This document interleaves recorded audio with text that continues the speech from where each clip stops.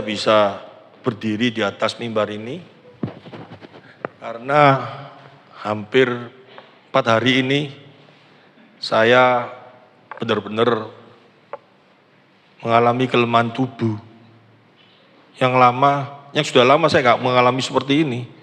Tapi mulai hari Rebu itu saat saya kerja, tiba-tiba badan saya panas, kepala saya pusing luar biasa, batuk, nggak sampai batuk, sehingga pada saat yang seperti itu benar-benar saya mengalami kelemahan tubuh dan saya pulang. Saya tahu minggu ini nanti saya harus menyampaikan firman Tuhan untuk ibadah Natal.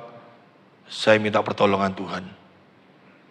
Dan Tuhan tolong hari ini saya bisa berdiri di atas mimbar. Ini semua kebaikan Tuhan. Selamat Natal ya, meskipun belum ya, tapi saya kasih selamat dulu. Dalam kehidupan kita, coba kita renungkan ya, kita renungkan sebentar. Dalam kehidupan kita ini, semua orang butuh Tuhan. Semua orang mesti butuh Tuhan. Gak peduli kamu sekaya apapun juga, seganteng apapun juga, secantik apapun juga, sehebat apapun juga, kamu butuh Tuhan. Coba renungkan dalam hidupmu. Kenapa kita butuh Tuhan? Ayo, kenapa kita butuh Tuhan? Tapi ada beberapa orang merasa bahwa dia gak butuh Tuhan karena tidak pernah merenungkan hal ini. Tapi coba kita mulai renungkan. Suatu saat kita mesti butuh Tuhan. Kenapa kita butuh Tuhan? Berapa minggu yang lalu sudah saya jelaskan. Karena kita adalah manusia yang terbatas. Ya, di saat kita menghadapi situasi yang tidak bisa kita hadapi sendiri,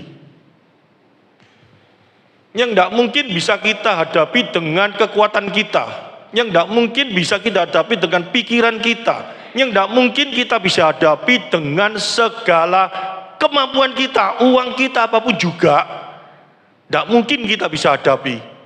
Yang ada dalam hati kita cuma satu apa? Berseru minta tolong sama Tuhan. Itu pasti. Jadi mau nggak mau, diakui nggak diakui, kita butuh Tuhan.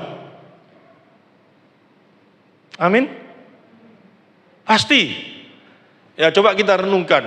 Hal yang sepele saja. Hal yang sepele. Saya masih teringat ya. Saya teringat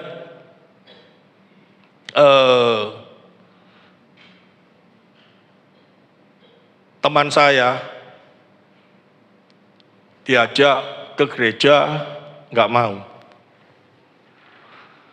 Sampai kapanpun nggak mau. Aku gak Tuhan-Tuhanan. Apa sih Tuhan itu masuk ada sih?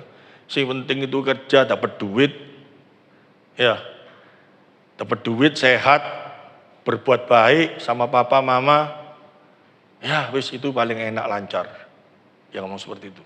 Karena dia pada waktu itu duitnya banyak, kesehatannya masih prima. Kondisinya mantep, semuanya berjalan lancar. Tapi suatu saat, di saat dia mengalami satu masalah yang berat di dalam usahanya, di mana dia tidak bisa mengatasi, nggak bisa mengatasi dengan segala kemampuan, dengan manajemennya dia atur kayak apa, pabriknya mau disita.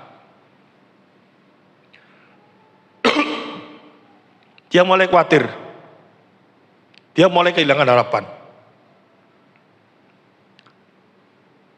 Singkat cerita, ini dia bersaksi setelah dia bertobat, setelah dia terima Tuhan. Dia ngomong, pada waktu menghadapi situasi yang seperti itu, karena 1 minggu lagi pabrikku ini mau disita sama bank semua. Terus, kamu kayak apa? Ya saya bingung. Mau minta tolong siapa? Nggak bisa. Minta tolong kamu ya gak iso. Mau minta tolong saudara, mau minta tolong siapapun nggak bisa. Saya ingat, kamu mau pernah nawarkan saya bahwa Yesusmu adalah penolong juru selamat. Ya, saya minta diselamatkan pabrik saya, dia ngomong kayak gitu. Ya biasa tuh orang pertama kali tuh. Terus dia mikir, kalau enggak nyembah Tuhan nih Titi, Yesus, saya mau nyembah yang lain-lainnya, saya milih yang mana? Wis, tak coba nyembah Tuhan nih Titi aja. Dia ngomong kayak gitu. Ini kejadian sungguhan ini. Dan orangnya sekarang sudah dipanggil Tuhan. Dia naik ke atas, loteng, dia ngomong kayak gini. Tuhan, aku tidak kenal kamu. Tapi kamu dikenalkan sama Titi. Katanya kamu Tuhan yang ajaib. Tunjukkan keajaibanmu di hadapanku sekarang. Katanya Titi, dia ngomong saya Titi terus. Saya padahal bingung dia ngomong kayak gitu. Katanya Titi, Tuhanmu itu sanggup melakukan hal-hal yang mustahil. Hari ini mustahil, aku ngomong. Dia ngomong kayak gitu. Karena pabrik saya gak mungkin bisa diselesaikan. Tapi aku mau nantang kamu. Kalau kamu memang Tuhan yang ajaib. Pabrikku gak disita. Sampai mati, aku gak akan tinggalkan kamu. Dia ngomong kayak gitu. Tapi Tuhan saya memang ajaib. Tapi ini sebuah kesaksian, bukan sebuah kebenaran ya. Kesaksian itu bukan kebenaran. Kesaksian itu sesuatu yang Tuhan nyatakan bagi orang itu. Bahwa dia sanggup, tapi itu bukan kebenaran. Karena kalau kesaksian itu tidak berlaku secara umum. Berlaku bagi orang yang Tuhan inginkan. Setelah dia doa seperti itu, pegawainya tok-tok. Tok-tok-tok-tok. Ada apa dia ngomong kayak gitu? Itu ada orang dari Sinarmas, pokoknya sebuah perusahaan yang mau cari barang yang bisa diproduksi oleh pabriknya dia, yang mana pada waktu itu satu biji mungkin harganya Rp3.000, temak dia sendiri yang bisa buat. Dia karena pusing, dia ngomong, gak kira, aku sampai tutup kok. Kalau mau 30.000, gak apa-apa. Dan dia harus kasih aku DP 50%. Dia ngomong kayak gitu. Sampai pegawainya dia omongkan. Pegawainya balik lagi, oke Pak, orangnya mau. Dia kaget. Kalau 50% mau, paling pesen 3 katanya dia kayak gitu tuh. Paling pesen dikit. Ternyata pesennya itu, dia bersaksi, kalau untuk dibayarkan pabriknya, itu selesai. Dan dari itu juga di DP, dan dia selesai. Dan puji Tuhan, mulai hari itu sampai dia dipanggil Tuhan, dia tetap bersaksi untuk Tuhan, dan dia tidak pernah meninggalkan Tuhan. Ini saya ngomong serius, ini teman saya. Dan ada lagi satu, ya.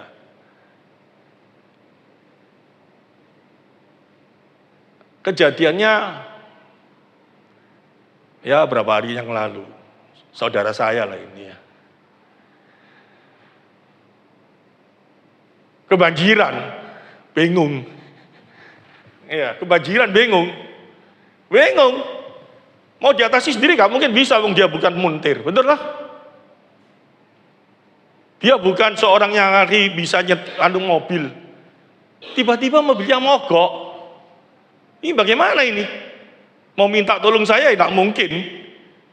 Mau minta tolong siapa tidak mungkin. Dia bersaksi, dia cuma ngomong apa? Aku doa Tuhan Yesus tolong, starter hidup. Tapi jangan coba-coba masuk di kali kamu ngomong Tuhan tolong, tidak bisa. Itu menyatakan bahwa apa? Manusia itu sebetulnya butuh Tuhan. Cuma manusia itu gak kenal siapa itu Tuhan. Sehingga butuhnya pada waktu keadaan kepepet. Padahal setiap saat yang kita hadapi itu bukan cuma banjir, bukan cuma kita menghadapi pabrik yang lagi pilot, bukan. Jauh lebih besar, jauh lebih bahaya yang tanpa kita sadari. Dalam kehidupan ini terjadi terus dalam kehidupan kita. Tangan Tuhan bekerja secara luar biasa. Kita tidak tahu, kita tidak sadar, karena kita tidak kenal Dia. Ini terjadi, ini nyata. Ya, manusia itu banyak sekali yang ditanya tadi, kenapa kamu percaya Tuhan? Saya masih ingat, mama saya sama papa saya dulu. Apalagi teman saya, ya, saya pernah cerita di tempat ini juga, bahwa dia selalu orang Chinese itu kalau papa mamanya meninggal, pasti fotonya ditaruh toh, terus dikasih apa? Bakpo, roti, kalau usupnya kue ranjang ngasih kue ranjang, ya dikasih macam-macam seperti itu semua. Demikian juga teman saya, seperti itu. Mama saya, papa saya juga seperti itu dulu. Fotonya emak, engkong, itu dikasih makanan itu semua. Tapi nggak pernah diceritakan kepada saya, kenapa mereka lakukan itu. Siapa yang tahu ceritanya ini? Kenapa mereka lakukan hal itu? Masa tanda berbakti, dia kasih telur, kasih roti, kasih apa? Tujuannya untuk apa sih? Wong dia tahu kok papa mamanya nggak mungkin bakpo apa aja bisa dimakan. Bahkan saya pernah menggoda teman saya, salah satu teman saya, dia punya perusahaan kerum besar. Kalau saya datang di perusahaan itu, dia ada sembayangan yang gede sekali di dekat ruang tamunya, dan itu makanannya, woi, bakpo, ayam, apa macam-macam, full, setiap hari diganti. Suatu saat saya datang, saya ketok-ketok, dia tidak mau keluar, masih dalam kamar sama suami istrinya. Saya lapar, tak panggil-panggil, tidak keluar. Sebentar. Aku sih gurung mandi apa nanti tunggu santai di ruang tamu. Saya lapar. Kalau lapar kan tidak enak semua saya. Tak lihat ada kue mangkok 3. Senengan saya tuh. Santap makan. Kue mangkok, tak lihat lagi ada apel, tak makan sama saya. Nah, dia waktunya keluar, dia harus sembahyang tuh. Terus dilihat sama dia, loh kue mangkok kok iso hilang? Kok niku paling tinggi? Enggak, juga enggak. Aku ngomong kayak gitu. Tadi turun itu dimakan. Gak mungkin deh ngomong kayak gitu. Loh deh, gak mungkin, kenapa kok kamu percaya kamu kasih itu semua? Kontos yang mangan, iya. Ini serius ini.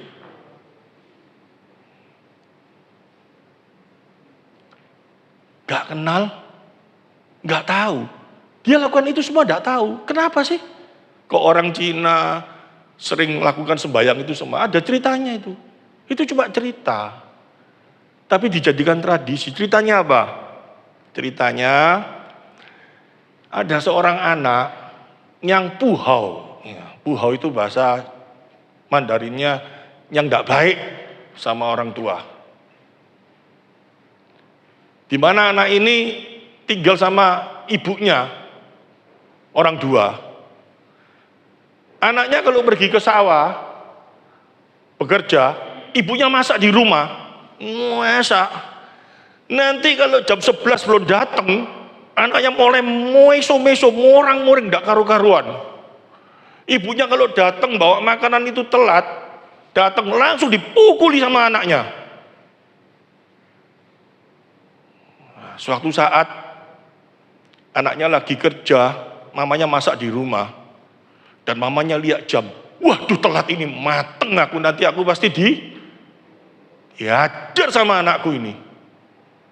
Dia ketakutan, tapi dia tetap masak, berusaha masak. Dan anaknya pada waktu nunggu, mamanya jam gini belum datang, mulai marah anaknya. Wah, datang tak gebuki kan mama yo. Ndak tahu orang kerja, waktu yang makan dari bawa no makan. Marah dia. Pada waktu dia marah-marah, dia jalan, dia lihat seekor kambing. Seekor kambing dengan anaknya 3. Anaknya datang kalau mau nyusu. Kambing itu kalau mau nyusu sama mboke, Ini serius. Kakinya mesti ditekuk, paikui. Jalan pelan-pelan sambil nyusu. Kambing itu semua kayak gitu. Nggak percaya video peternakan kambing sana. Nggak ada kambing jalan cuk gitu ya orang, nggak ada. Mesti paikui. Dia lihat hati nuraninya mulai kena. Waduh, kambing aja sama orang tua kayak gitu. Aku kok kurang ajar kayak gini. Waduh. Nanti mamaku nek dateng, wes tak sayang, tak sembah. Aku berapa hari ini kok kurang ajar, berapa tahun ini. Mama sing baik kayak gini. Aku jadi masak, no, aku udah pakai paikui, aku makan saya naik. Dateng telat tak pukuli. Waduh, aku dosa, aku minta ampun sama mama. Nah, mamanya bawa rantang masih jauh. Deg-degan, mateng aku diajar ini. Dia jalan pelan-pelan, anaknya, mamanya lihat, waduh diajar aku, lari mamanya, rantang dibuang, lari, mata gelap, lihat aja sungai, loncat, plung, tenggelam mati. Cari sama anaknya, tidak ketemu-ketemu. Anaknya sedih, dan anaknya merasa apa? Salah. Sejak itu, foto mamanya dikasihi bakpo.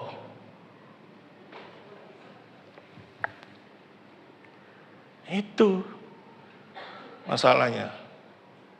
Nah, kita ngomong kenal Tuhan. Kita ngomong, jangan-jangan kita datang di gereja kayak orang-orang yang tidak tahu itu loh, ngerti? Fotonya ditaruh dikasih bakpo, kenapa? Tidak ngerti, pokoknya lakukan itu, kasih bakpo gitu aja, tapi tidak tahu ceritanya. Kenapa sampai seperti itu? Demikian juga orang beragama. Datang di gereja, tujuannya datang di gereja untuk apa? Mau apa? Karena apa? Nggak tahu. Natal kita rayakan, Natal, seneng. Kenapa kamu kok senang? Nggak tahu. Yang senengnya coba apa? Ngerayak no. Tapi makna Natal itu apa sesungguhnya? Sudah berapa tahun kita jadi orang Kristen? Sudah berapa tahun kita kenal Kristus? Tapi makna Natal sesungguhnya itu terjadi dalam kehidupan kita itu apa? Kita tidak tahu.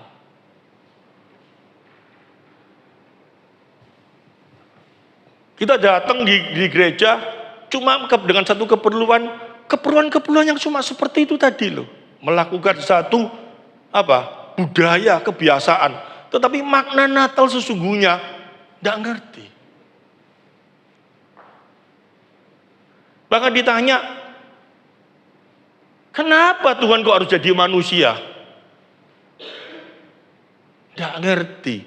Bahkan ada orang yang ngomong supaya tahu masalah kita, supaya bisa rasakno. Kalau dia Tuhan kan nggak pakai tubuh, nggak pernah rasakno luwe, lapar, nggak bisa merasakan pusing.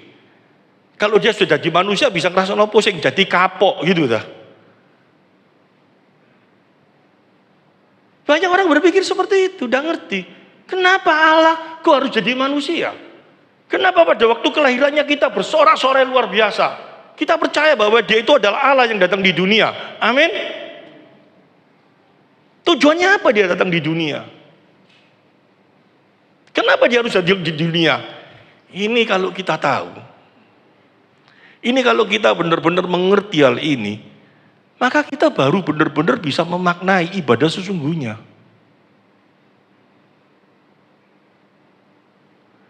Kalau enggak ya percuma.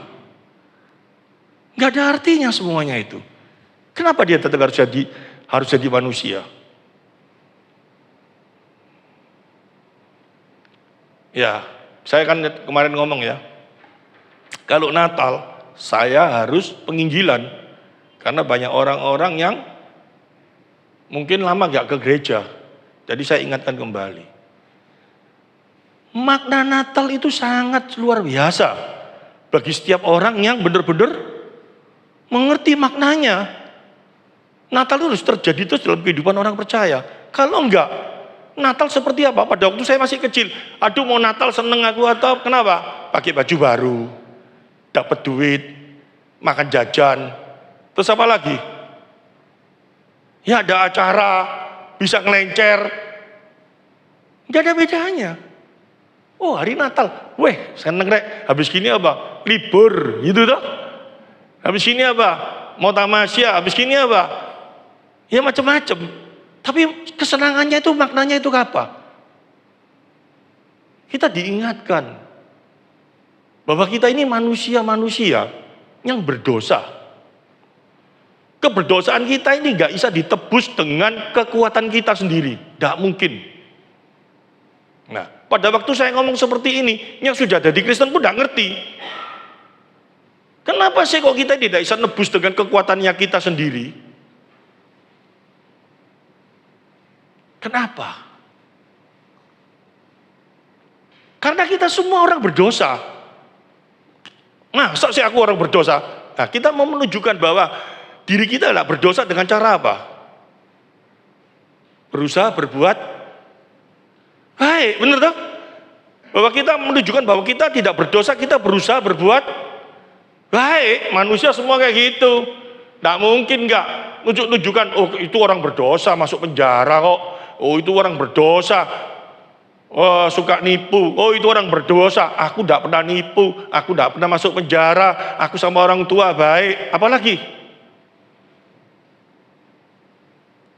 Aku suka nolong orang. Apalagi?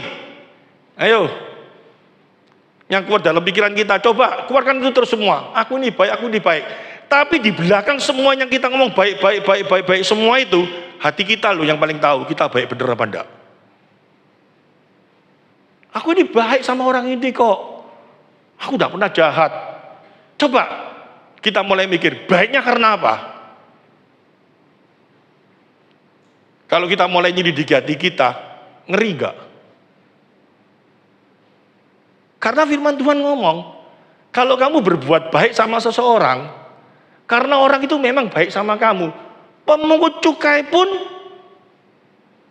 lakukan hal itu.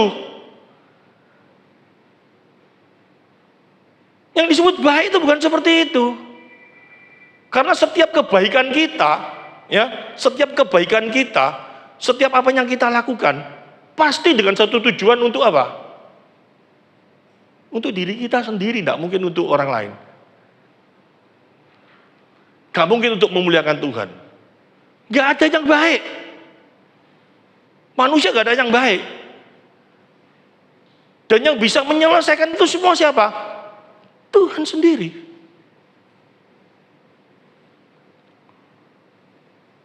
Dia datang di dunia sebagai manusia.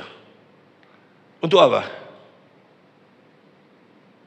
Menebus dosa kita. Amin. Karena keadilannya, dia harus jadi manusia. Kalau yang berdosa manusia, yang dihukum harus siapa? Manusia toh. Yang menebus harus siapa? Manusia toh. Yang dosa manusia maksudnya yang nebus Tuhan. Kan tidak mungkin. Masa adil itu kalau kayak gitu. Yang dosa manusia, yang nebus harus manusia. Manusianya kayak apa? Kalau yang sudah berdosa bisa nebus. Aku kayak utangnya. Mau nebus orang, lo utangmu sendiri gak bisa kamu bayar kok mau nebus orang. Gak mungkin toh. Yang bisa nebus utangnya itu siapa? Adalah orang yang tidak berhutang, yang tidak punya hutang, yang tidak ada dosa. Yang tidak ada dosa siapa? Hanya siapa? Allah. Benar ya? Nah sekarang pertanyaan saya, Allah bisa jadi manusia gak? Yang tidak bisa manusia gak bisa jadi Allah. Tapi kalau Allah mau jadi manusia, pasti bisa. Tapi manusia yang tidak berdosa karena dia adalah Allah. Nah, dia memberikan hidup. Artinya apa? Dia yang tidak berdosa mau jadikan dosa karena kita. Dengan cara apa? Menebus dosa kita. Dosa kita ini ditebus dengan apa? Dirinya. Allah itu adil kayak gitu loh. Allah gak cuma kamu berdosa, ya wis tak ampuni. Nggak bisa. Yang dosa harus dihukum. Cuma dosa itu bisa terselesaikan dengan cara apa? Ditebus dengan apa? Yang tidak berdosa. Yang tidak berdosanya siapa? Allah. Allah datang di dunia sebagai manusia, memberikan hidup, memberikan dirinya untuk kita, supaya barang siapa percaya memperoleh hidup yang kekal. Nah, ini sekarang mulai masuk ke dalam. Kalau sudah yang seperti ini, tujuannya apa sih? Kita cuma percaya tok. Cuma percaya tok, katanya kayak gitu ya. Cuma percaya tok kita memperoleh hidup kekal. CNAE. Sekarang saya mau tanya, untuk percaya tok itu aja, angelis setengah mati gak? Bukan angelis setengah mati, gak mungkin kamu bisa percaya kalau bukan Tuhan yang memberi kekuatan kepadamu. Gak mungkin seseorang bisa mengaku Yesus adalah Tuhan kalau bukan Allah Bapa yang memberi kekuatan. Bukan Roh Kudus yang berbicara di hadapan. Gak mungkin bisa. Fungsinya apa sih sekarang? Untungnya apa? Kalau kita percaya kepada Yesus itu untungnya apa? Nah, ini luar biasa. Untungnya apa kalau kita percaya sama Yesus? Pada saat kita di dunia. Untungnya apa? Untungnya apa sih kalau kita percaya sama Yesus? Kalau saya tanya ini kepada seluruh orang Kristen, jawabnya apa? Ya mati pasti masuk surga. Kalau cuma itu tok, begitu kita percaya, dimatiin aja langsung masuk surga. Tapi kenapa nggak terjadi seperti itu? Apalagi kalau saya tanya, kita ini tahu tak bahwa dosa benar-benar sudah dikalahkan. Caranya kayak apa kalau kita lihat? Ya, kita ngomong melalui kebangkitannya. Benar ya?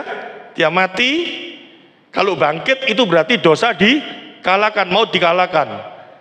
Seperti itu toh. Tapi itu kita percaya dengan iman melalui apa? Firman-Nya. Amin toh. Tapi kalau kita terapkan dalam hidup kita bahwa dosa benar-benar sudah dikalahkan di kayu salib, itu caranya kayak apa?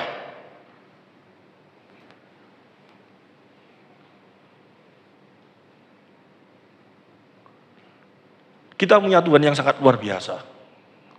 Ya, hari Natal ini kita siap mikir semua. Kita punya Tuhan yang luar biasa. Kita dikasih iman itu bukan iman serampangan, tetapi iman dengan pengertian yang sangat luar biasa. Dia bicara sama kita, dosa dikalahkan di kayu salib. Amin. Kita percaya kita memperoleh hidup kekal. Dan penerapannya dalam hidup kita harus nyata. Apakah dosa ini benar-benar telah dikalahkan? Semua percaya Yesus?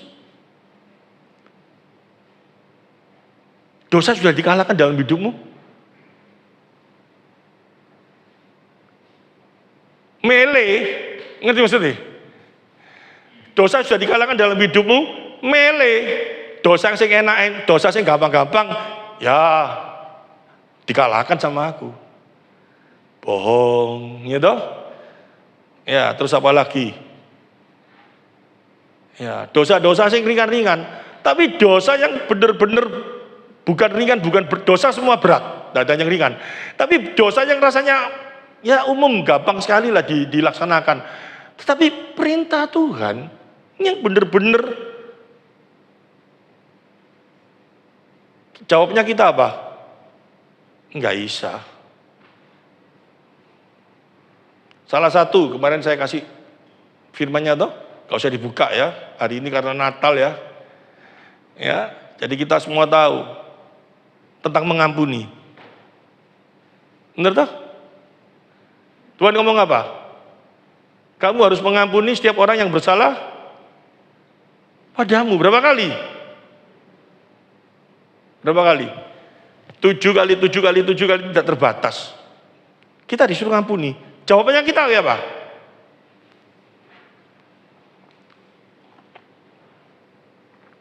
Kalau kita tidak melakukan apa yang diperintahnya, Kita dosa enggak? Bisa ngampuni orang yang bersalah sama kita?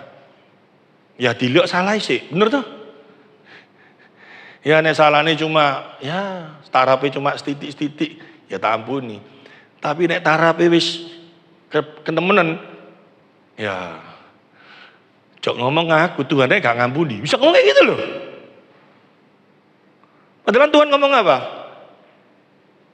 Gak terbatas, gak apapun juga ampuni. Itu kenapa bisa terjadi dalam kehidupan cara kita berpikir kok bisa kayak gitu? Kenapa kita gak bisa ngampuni karena apa sih? Tuhan ngasih jawaban sama firman Tuhan kok. Karena suka kebiasaan apa? Kemarin saya ajarkan hitungan, bener gak? Kita sering hitung-hitung. Tadi kita ngomong dong, ya nek mangkel noe cuma sedikit, ya tak ampuni. Tapi nek mangkelnya terlalu, sampai mati aku gak mau ngampuni. Saya pernah ketemu sama seorang Kristen ya. Saya diajak sama teman saya ke daerah Jember sana. Dia ngomong, ada orang yang kepahitan. Saya enggak pernah lihat orang kepahitan itu modelnya kayak apa. Ini benar-benar kepahitan, ya bingung saya. Saya ketemu sama orang ini orang Kristen, cinta Tuhan. Tapi dia ngomong kayak gini. Pertama kali ketemu saya baik, ibu-ibu. Oh ya, aku dipanggil pendeta loh. Ya pendeta masuk, duduk, ini dia cerita-cerita baik. Dikasih makan, kasih jajan apa, baik-baik. Terus saya ngomong, saya dikasih tahu sama temen ini katanya tante kepahitan. Muka bisa berubah. Orang itu kebacot, aku naik gini sakit dodokku ini, sakit langsung dia ngomong kayak gitu. Sakit ini, langsung panggil anaknya. Sampai dipanggil saya lupa. Ambil lo Gondopuro. Kuwocoti Gondopuro. Kuwosok. Anak itu, saya waktu ke kamar mandi diparani anaknya nangis. Mama itu Gondopuro itu 1 bulan itu mungkin sekitar 30. Katanya dodoi sakit luar biasa. Saya cerita kenapa sih? Dia dihina katanya. Dia diusir, dia digini. Padahal orang itu dia cerita banyak. Saya dengar noai. Habis itu saya ngomong, ya tapi lepaskanlah. Kamu kan punya Yesus. Mama, ibu ini tidak lebih jahat dari itu di hadapan Tuhan. Tuhan ngampuni kok. Maksudnya tidak mau ngampuni. Tidak bisa. Aku tetap tidak mau. Kebacut karena apa? Aku sudah baik sama DE sekali, 2 kali, 3 kali. Disakiti lagi. Sakit aku. Terus kayak gitu. Wis gak bisa ini. Kebacut ini. Sampai akhirnya dia dipanggil Tuhan dalam keadaan kepahitan seperti itu. Sakit karena dia. Kenapa bisa kayak gitu? Firman Tuhan ngajari kok. Kalau kamu memang anak Tuhan. Karena apa? Kekuatan kita sendiri tidak mampu. Gak mungkin ada manusia bisa berubah. Gak mungkin kalau bukan Tuhan yang mengubah. Ya, gak mungkin. Kayak apa? Tuhan ajarkan kayak apa? Kalau kamu memberi tangan kanan, tangan kirimu jangan sampai tahu. Ada toh ayatnya kayak gitu? Ada toh? Tidak percaya. Tak buka noy nanti dikira saya cuma ngomong tok. Kita lihat di Matius pasal 6 ya.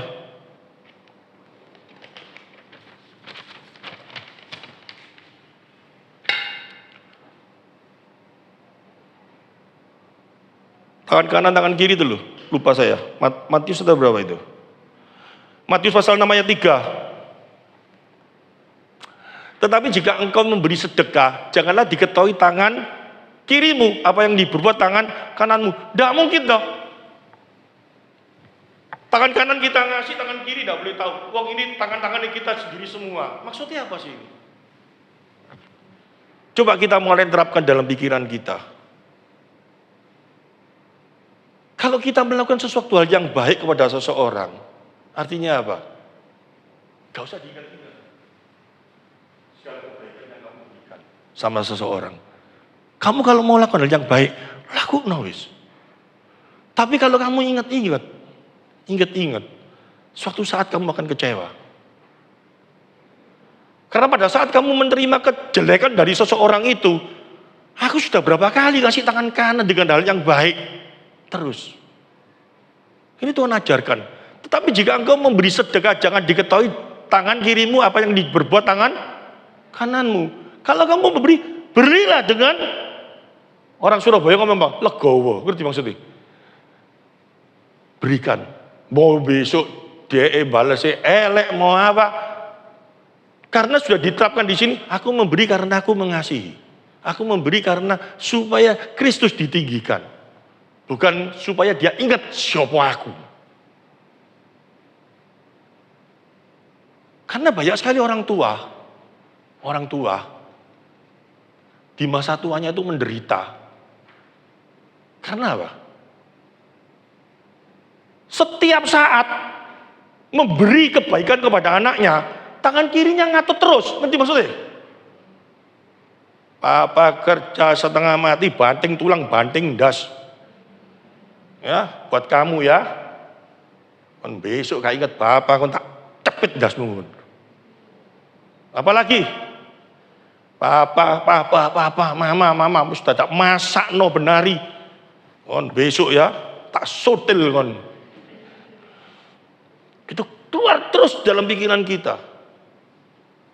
Anaknya suatu saat tidak seperti yang diharapkan, terus kayak apa?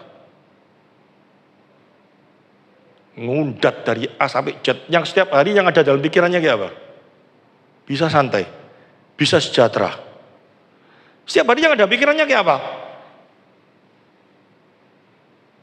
Enggak tahu, ketok gitu langsung inget kayak apa? Dulu, sekarang, itu paling sengsara.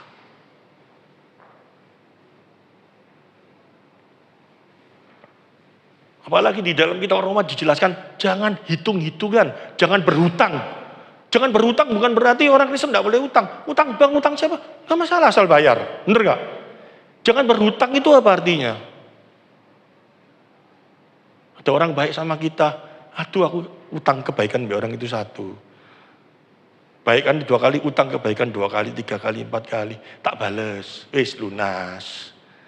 Wih, dia aku tak baik sekali, 2 kali, 3 kali, 4 kali. Kok gak bales-bales ya? Mulai apa hatinya? Dalam hati kita, jangan lakukan seperti itu. Tuhan itu begitu luar biasa. Begitu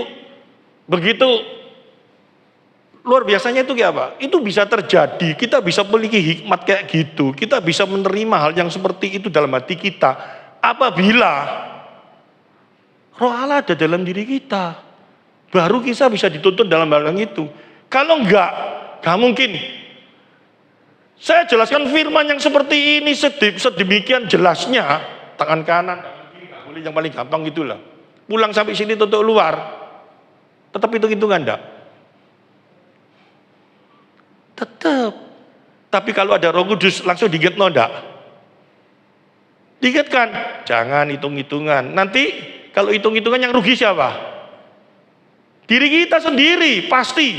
Karena yang kita beri itu orang yang pasti gak akan membalas kita. Tidak ada orang yang baik di dunia ini, dikatakan dalam Roma pasal 3. Tidak ada seorang pun yang baik. Semua jahat. Baik suamimu, istrimu, kongmu, papamu, sama semua jahat.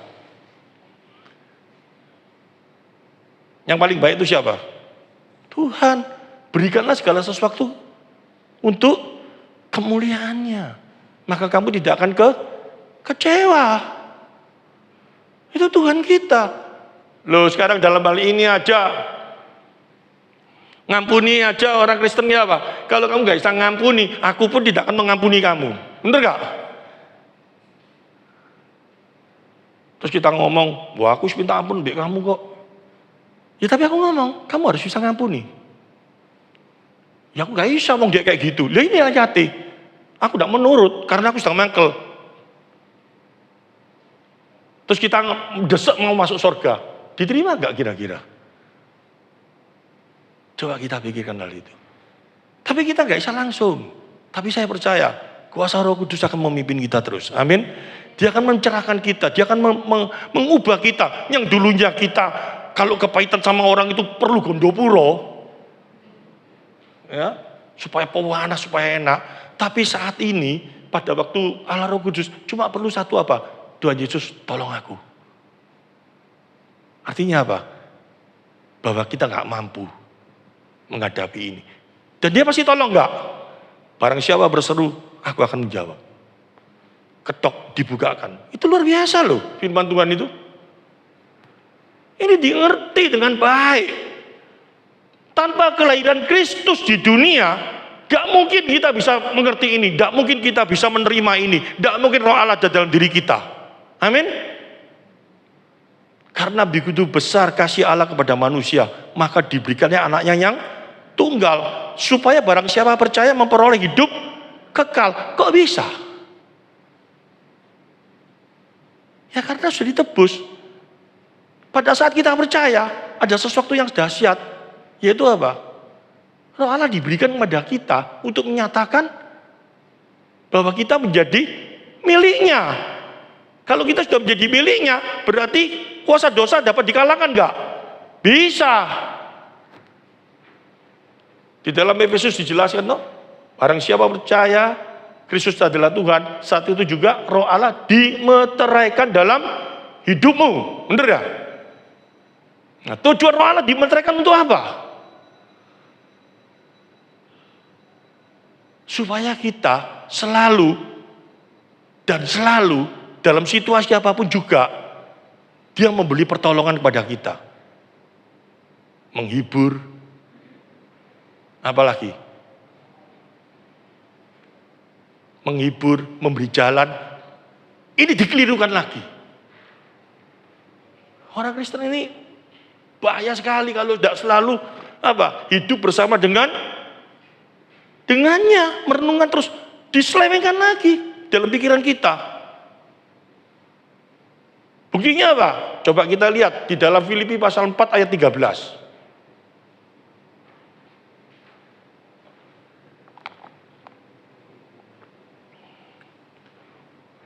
Segala perkara dapat kutanggung di dalam Dia yang memberi kekuatan kepadaku. Ayat ini ayat sakti enggak? Holyfield lawan McTyson, celahnya tulis ini, McTyson gelundung. Bener toh? Wah, semua orang ngomong. Goliat pun disantap bisa jatuh. Asal kita bersama dengan Tuhan. Waduh. Pada saat kita menghadapi sebuah masalah, persoalan, baik itu sakit, mungkin masalah kerjaan, mungkin keluarga apa, kita dengan kekuatan iman kita dengan kekuatan hati kita berusaha hadapi itu, karena aku tidak takut hadapi ini semua. Asal Tuhan bersama denganku. Ketoknya betul loh. Kelihatannya betul loh. Padahal itu ajaran filsafat Stoa. Mengandalkan kekuatan diri sendiri. Kekristenan tidak pernah ngajar kayak gitu. Tidak pernah. Kristen tidak pernah ngajar kayak gitu. Karena pada saat kalau kita menghadapi sebuah persoalan, kita percaya enggak? Segala persoalan tidak ada di luar rencana Tuhan. Amin. Pada saat kita menghadapi persoalan, mungkin sakit kita berat, misalkan kanker stadium 4, aku kuat akan bersama dengan Tuhan. Iya, kita doain terus, Tuhan tolong aku pasti bebas, aku pasti lepas. Akhirnya mati, dapat apa? Sia-sia, bener toh? Tuhan tidak ngajarkan kayak gitu. Harusnya seperti Ayub. Pada waktu menghadapi persoalan masalah, dia ada ngomong, aku kuat, asal Tuhan bersama. Enggak. Dia di akhirnya dia ngomong kayak apa? Dia tahu ternyata segala persoalan yang Tuhan izinkan terjadi ini dalam hidupnya, ada satu tujuan Tuhan. Dulu dia cuma mendengar, tapi melalui peristiwa ini, sekarang dia bisa melihat Tuhan. Amin. Tapi orang sering salah, dengan kekuatan iman kita, seolah-olah dengan kekuatan kita mampu melawan beban-beban kita. Tuhannya di mana? Ngomongnya Tuhan bersama Yesus, tapi seolah-olah dengan mengandalkan kekuatan iman. Itu satu hal yang salah. Iman yang apa itu? Iman itu bukan seperti itu. Dengan berusaha hidup kudus, dengan berusaha seperti ini, berusaha luar biasa supaya nanti masalah-masalah menjadi hilang semua. Yesus tidak pernah ngajari kayak gitu. Tuhan Yesus pernah ngajari, kalau kamu ada persoalan dan masalah, hiduplah kudus, maka kamu akan terbebas dari persoalan dan masalah. Paulus kurang kudus. Ayub, Allah berkata apa? Ini hambaku yang saleh, bukan mat saleh ya, saleh, artinya kudus. Tuhan izinkan persoalan dan masalah. Kita sering dibawa dengan pengertian-pengertian agamawis yang salah. Kalau memang karena dosa, ya bertobat, selesaikan. Tapi bisa nggak terjadi bukan karena dosa yang seperti Ayub terjadi? Orang makan, biasa semua orang makan. Bisa aja terjadi. Tiba-tiba yang satu kena darah tinggi, kencing manis, makanannya sama. Bisa terjadi kayak gitu nggak? Bisa. Caranya kayak apa menghadapi itu? Tanya sama Tuhan. Kenapa aku harus seperti ini Tuhan? Ada maksud apa Tuhan? Selidiki. Karena dalam hidup ini, satu hal, setiap persoalan, masalah, kalau kita memang anaknya, dia bukan ingin menjatuhkan, tapi dia ingin mengangkat kita menjadi terang bagi setiap orang. Amin. Dia sudah ngomong loh, ada orang yang lahir buta, gak bisa ngomong, kakinya timpang. Tanya sama Tuhan anak muridnya, kenapa dia lahir seperti ini? Apa ini karena orang tuanya? Atau karena dia sendiri yang berdosa? Jawab Tuhan apa? Bukan karena orang tuanya, bukan karena dia, tetapi melalui dia, nama Tuhan ingin ditinggikan. Amin. Ini yang penting. Ini yang harus jadi pegangan dalam pemikiran anak-anak Tuhan. Orang ngomong di Filipi, segala perkara dapat kutanggung di dalam Dia yang memberi kekuatan kepadaku. Padahal ini kalau kita baca mulai ayat 10, yang terjadi ini apa? Rasul Paulus ini yang ngomong. Jemaat Filipi itu tergerak memberi sesuatu kepada hidupnya, ditunjang pada waktu dia di penjara. Terus Rasul Paulus itu ngomong kayak apa?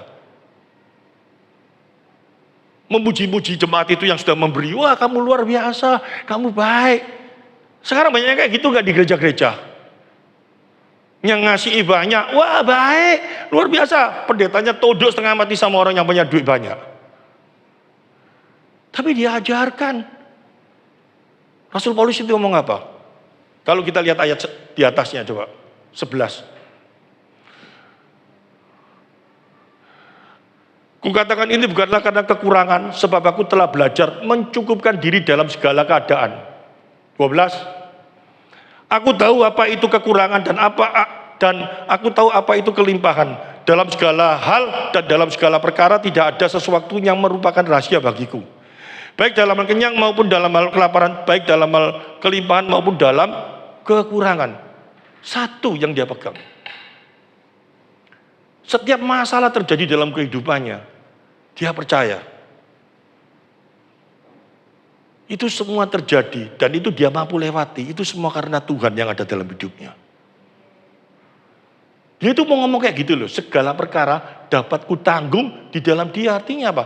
Baik aku keadaan susah, baik aku dalam keadaan ini kelimpahan, itu aku mampu menghadapi itu semua. Karena apa?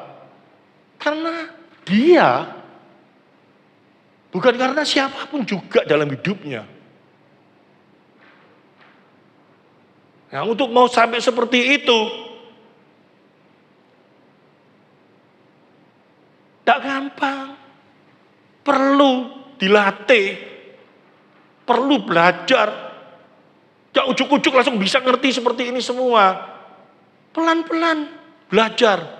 Maka sama Tuhan disingkapkan satu persatu, akhirnya kita bersuka cita. Karena dalam dunia ini, wah, tidak ada yang bisa membuat kita puas, nggak ada. Sehebat-hebatnya apa nggak bisa membuat kita puas. Cuman kita nggak sadar akan hal itu, sehingga apa?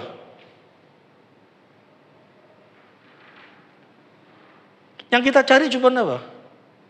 Kepuasan jasmani ini. Kepuasan yang ada dalam dunia ini yang kita kejar.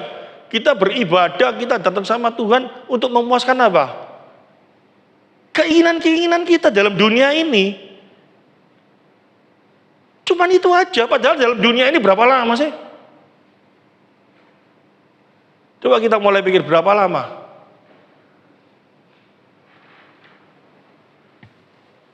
Kalau kita mulai renungkan ini dengan baik, kalau kita mulai merasakan ini dengan baik, baru kita bisa tahu, ternyata dalam dunia ini cuman segini tok. Saya lihat teman-teman saya sekarang kaget saya, lama enggak ketemu tuh. Barusan ketemu ini, saya memang paling muda dari teman-teman saya kalau kumpul-kumpul itu. Teman-teman saya aja yang 75, 76, 82. Berapa hari yang lalu itu mereka ngajak ketemu. Dan saya ketemu sama mereka. Tak lihat kok tuwek ya. Karena saya lihat diri saya sendiri tuh. Dan apa yang jadi kebanggaan mereka semua. Pada waktu dulu sama saya. Nggak bisa apa-apa sudah.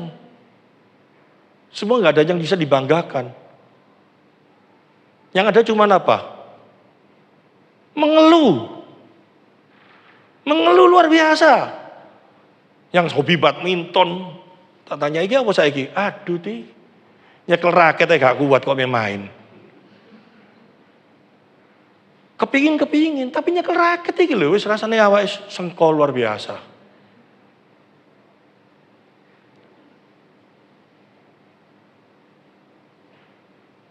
Coba pikirkan, yang bangga-banggakan apa semua? Semuanya rata-rata ngomong seperti itu. Itu teman-teman saya itu orang mampu semua, bukan gak mampu, mampu semua mereka itu. Tapi mereka ngomongnya seperti itu semua. Terus saya ngomong sama mereka, loh terus kayak apa? Ya paling enak kok jadi pendeta, gak pusing. Dibur terus sampai Tuhan. Saya jawabnya apa? Puji Tuhan, ayo mari kita pergi gereja. Mau. Tetap gak mau.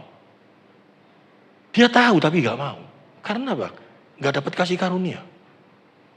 Berbahagialah kita yang telah mendapat kasih karunia-Nya. Karena apa? Ini terakhir ya.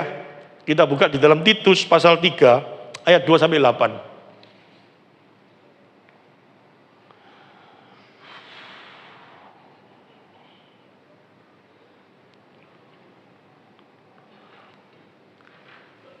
Ini loh, ini sesuatu yang sangat urgent, luar biasa.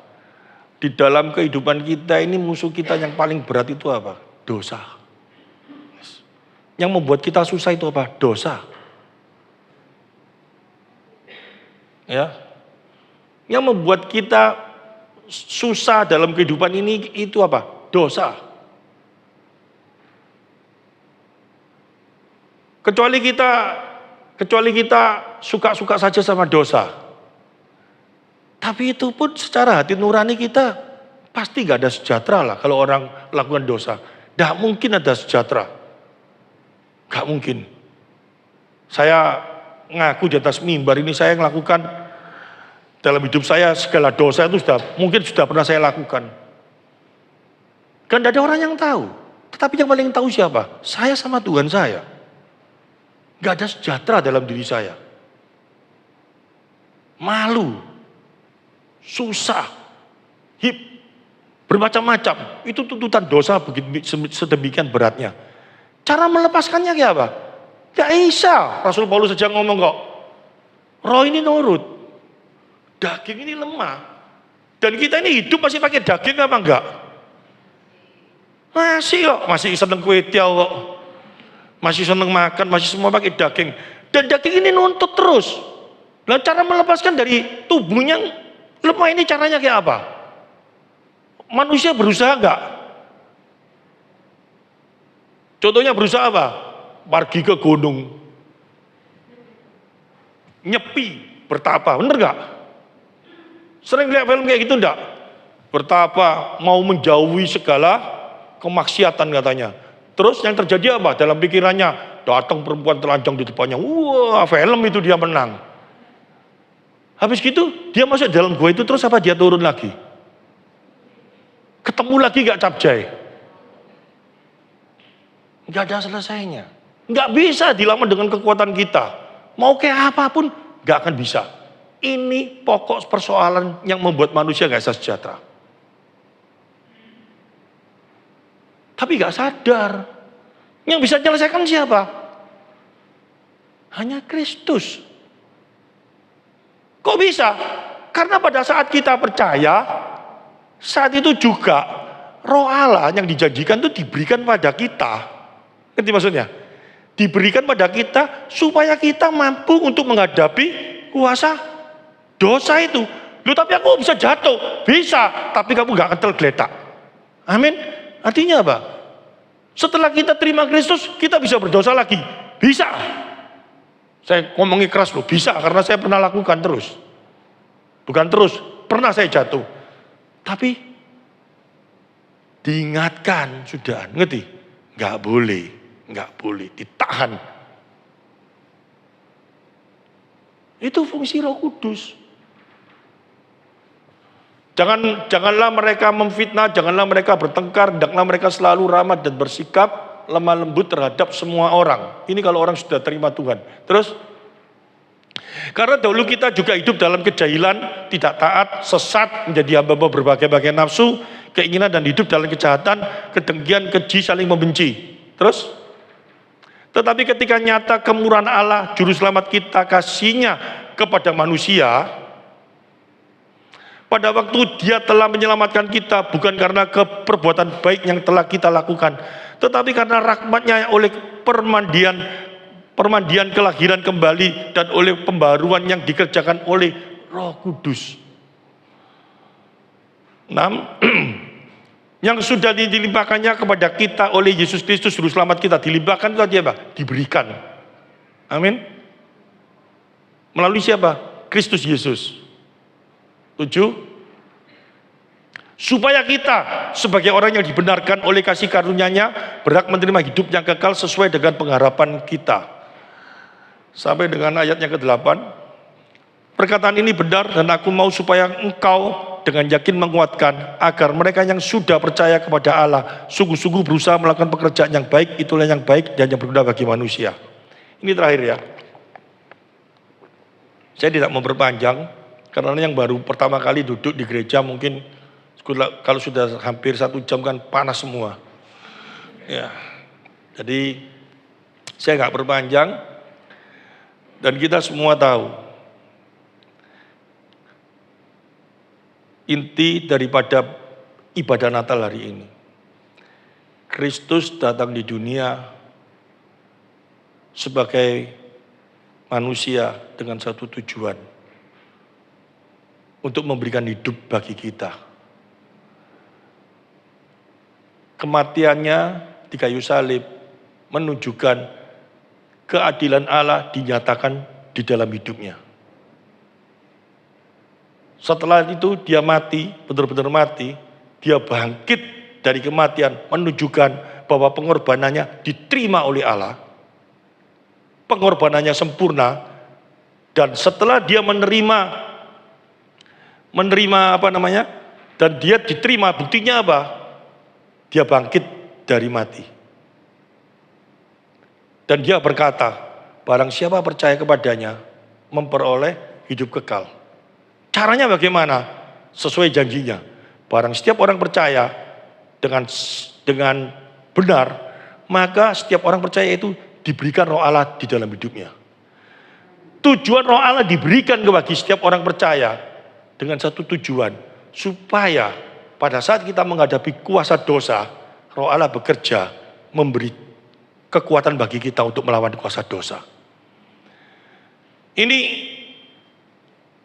satu hal yang sangat dahsyat. Karena apa? Tanpa karya Allah, tanpa karya Kristus dalam kehidupan kita, dengan kekuatan apa kita mampu melawan kuasa dosa? Tidak mungkin bisa. Tapi kalau kita orang percaya, kalau kita sudah menerima kasih-Nya, kita percaya bahwa kuasa dosa mampu kita lawan karena apa? Sesuai dengan janjinya. Yaitu apa? Roh Allah diberikan kepada kita untuk melawan kuasa dosa itu. Ini satu hal yang sangat luar biasa. Oleh karena itu, di hari Natal ini, perayaan Natal ini, ya, ibadah Natal ini, kita benar-benar bersyukur, berterima kasih kepada siapa? Kristus. Di mana Dia telah memberikan apa? Satu jalan bagi setiap orang, yaitu terangnya. Melalui kelahirannya, melalui kematiannya, melalui kebangkitannya, melalui janjinya, melalui pemberiannya, kuasanya kepada kita untuk melawan kuasa dosa yang seharusnya gak mungkin mampu kita lawan melalui kekuatan kita. Itu yang membuat kita tidak ada damai sejahtera. Oleh karena itu, kita baca kembali Filipi pasal 4 tadi, ayat yang ke-7, ayat yang ke-13. Segala perkara dapat kutanggung di dalam Dia yang memberi kekuatan kepadaku. Tapi sebelumnya kalau kita lihat mulai dari ayat yang pertama, damai sejahtera yang melampaui akal itu akan dihadirkan di dalam kehidupan setiap orang percaya. Ya. Damai sejahtera Allah yang melampaui segala akal akan memelihara hati dan pikiranmu dalam Kristus Yesus. Caranya bagaimana? Melalui kuasa Roh Allah diberikan kepada dalam setiap orang percaya. Dia akan memberikan kekuatan bagi kita. Amin. Ya, saya percaya melalui firman Tuhan yang singkat ini, nggak terlalu panjang hari ini, saya percaya kita pulang dari tempat ini, yang mungkin pertama kali datang atau yang lama nggak datang, harus ada satu perubahan, yaitu apa? Kalau kita mau melawan satu hal yang harus kita kalahkan, yaitu apa? Kuasa dosa, percaya Yesus. Terus kita jangan ngomong, ya cuma percaya. Enggak. Kalau kita percaya, pasti kita cinta. Karena kalau percaya kita pasti mengasihi. Kalau kita mengasihi, pasti kita cinta Tuhan. Kalau kita cinta Tuhan, pasti kita ingin kenal. Gak mungkin kalau orang cinta itu gak kenal. Gak mau kenal, pasti kita mau tahu. Nah, kalau kita sudah tahu, kita makin melekat. Dan kita menjadi lekat sama Dia. Tuhan Yesus berkati. Mari kita tundukkan kepala. Tuhan, hamba-Mu terbatas. Engkau tidak terbatas. Firman yang baru hamba-Mu sampaikan, sempurnakanlah. Bagi mereka yang saat ini telah mendengar berita firman-Mu, Tuhan tolong. Hati mereka ini benar-benar rindu Tuhan. Untuk dapat menerima damai sejahtera daripada Engkau. Mereka datang ke tempat ini, hamba-Mu percaya bukan secara kebetulan. Tapi ada maksud Tuhan yang baik terhadap kehidupan mereka. Mereka Kau kasihi. Sehingga saat mereka datang, Engkau akan memberikan pencerahan di dalam hatinya. Bagi mereka yang sudah biasa mendengar firman Tuhan, kemudian firman Tuhan ini tetap berguna dalam kehidupan kami. Karena melalui pengertian-pengertian baru yang kami dengar, kami sadar tanpa kelahiran-Mu di kayu salib, tanpa kematian-Mu di kayu salib, kami gak mampu Tuhan menghadapi kuasa-kuasa ini Tuhan. Terima kasih Tuhan, terima kasih. Sebentar kami akan masuk di dalam di dalam malam kudus. Kami percaya Tuhan, makna malam kudus ini sesuai dengan kebenaran firman yang baru kami dengar.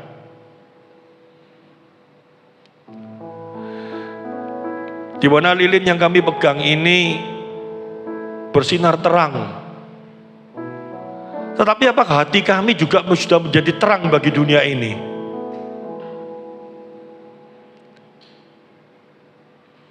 Engkau datang di dunia sebagai terang. Dan terang itu sudah hadir dalam kehidupan kami. Hendaknya ini boleh nyata Tuhan. bagi keluarga-keluarga suami istri, mungkin yang selama ini sering terjadi cekcok, sering terjadi sesuatu yang tidak bisa menerima satu dengan yang lainnya karena perselisihan paham atau apapun juga bentuknya. Melalui ibadah Natal ini, jika yang hadir hanya seorang istri atau bahkan suami istri, Tuhan hendaknya terangmu boleh menyinari hati mereka berdua. Jika mereka sendirian, supaya terang ini boleh dibawa ke rumah dan jadikan terang bagi suami atau istri yang tidak hadir di tempat ini, bahkan anak-anak dan menantunya.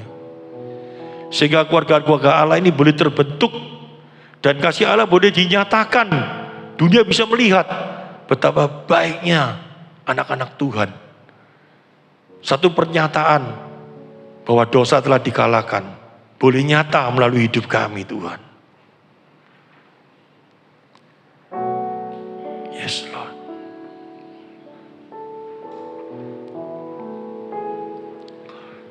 Allah kudus,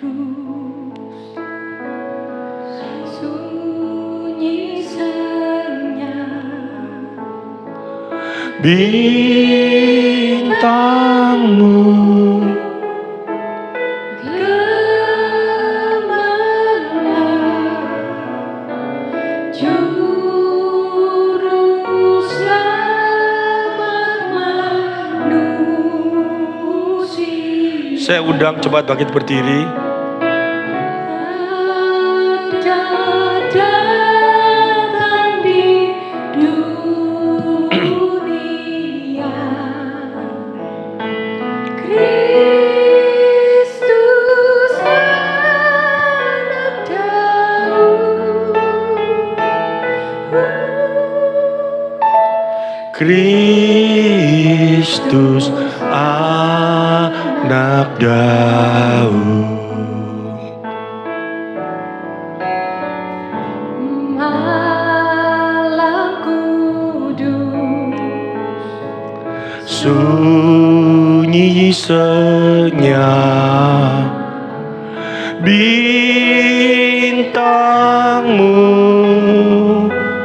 gemerlap, juru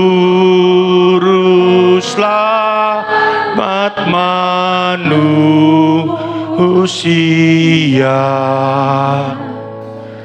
Ada datang di dunia,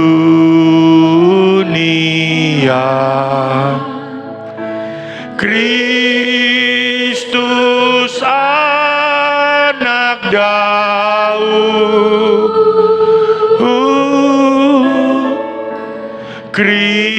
Kristus anak Daud.